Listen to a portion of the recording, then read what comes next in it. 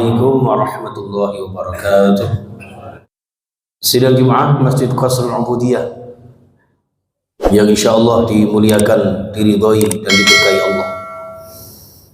Kita senantiasa menapaki hidup di dunia yang fana ini jamaah sekalian untuk menumbuh kembangkan, memperkuat takwa Allah agar senantiasa diridhoi Allah.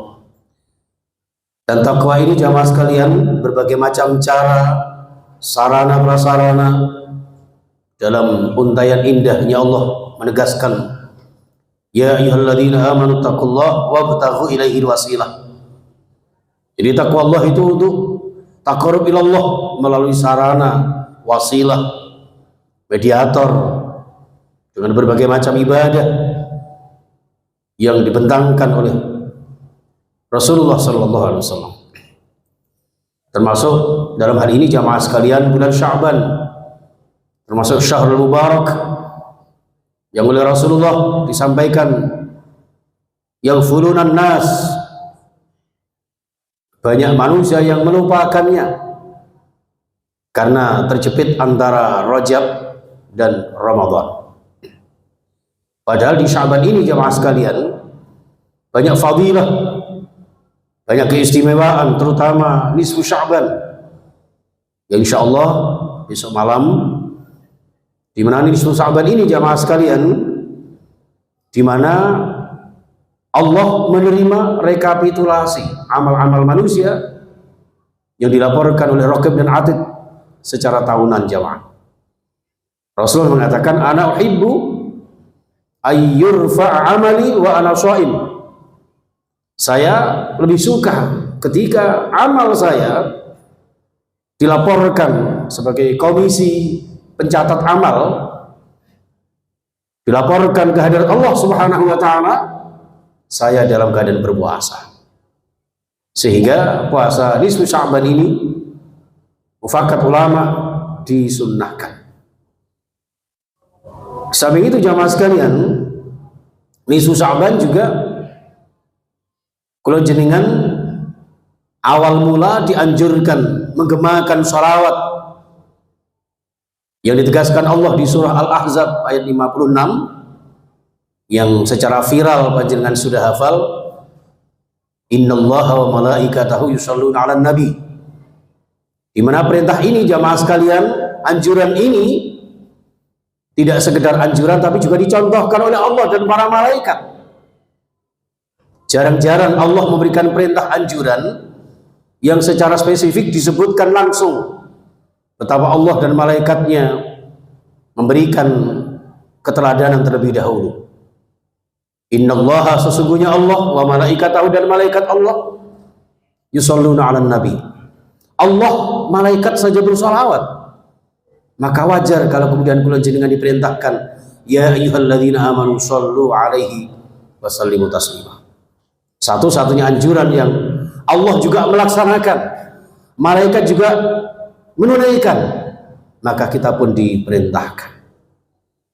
Secara implisit jamaah sekalian, anjuran sholawat ini juga menggambarkan agar setiap gerak langkah kula jenengan senantiasa Rasulullah sebagai teladan dalam kehidupan kita, dalam keluarga kita, bahkan di dalam rangka bermasyarakat, berbangsa dan bernegara. Maka Sya'ban ini jamaah sekalian sebagai bentuk gambaran secara filosofi bahwa hidup ini sangat dinamis, ya, karena nisfu Sya'ban ini juga ada satu perintah di Al-Baqarah 144 ditegaskan bahwa falanuwalliyannaka qiblatan tardhaha. Rasulullah Muhammad yang biasanya antum panjenengan Muhammad biasanya sholatnya menghadap ke Baitul Maqdis, mulai saat ini beralih menghadap ke Masjidil Haram, Ka'bah Al-Mukarramah. Sehingga jamaah sekalian, indikasi kemuliaan nisfu Sya'ban ini sangat luar biasa. Dan inilah yang kemudian menggambarkan kepada kita, kiblat saja bisa berubah, kiblat saja bisa berganti. Maka kemudian wajar saja kemudian di dalam kehidupan kita sehari-hari, romantika kehidupan kita juga bisa jadi silih berganti.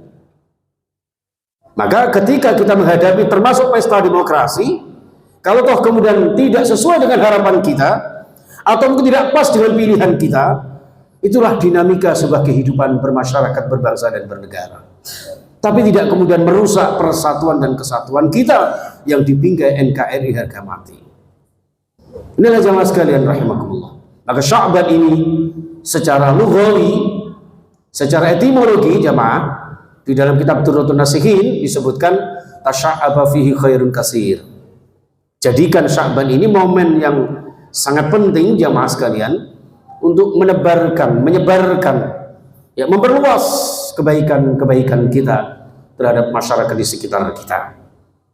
Dan inilah yang kemudian Rasulullah menegaskan khairun nas anfa'uhum linnas. Sebaik-baik manusia adalah yang paling bermanfaat kepada sesama, bukan justru menyakitinya.